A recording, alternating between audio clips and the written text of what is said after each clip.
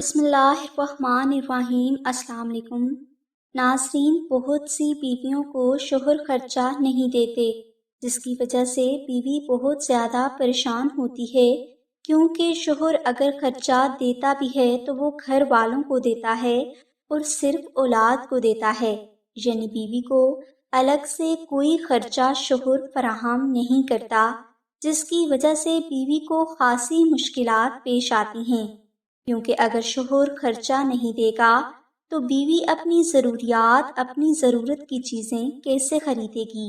یہ ایک اہم مسئلہ ہے جس کو فراموش کر دیا جاتا ہے اور اس مسئلے کے حل پر بات نہیں کی جاتی، کیونکہ اس کا حل نہیں نکالا جاتا تو بیوی مجبوراً جاب یا کوئی کام کرنا شروع کر دیتی ہے، اور ہم نے اکثر بیویوں کو اپنا خرچہ چلانے کے لیے کام کرتے دیکھا ہے۔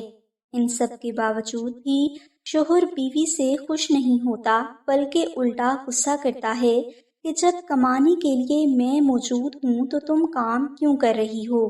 یہ ایک ایسی پریشانی ہے جس کو زیر بحث لانا اور اس کا صحیح حل نکالنا بہت ضروری ہے۔ لہٰذا آج کی ویڈیو میں ہم آپ کو شوہر سے مناسب خرچہ لینے کا وظیفہ بتائیں گے۔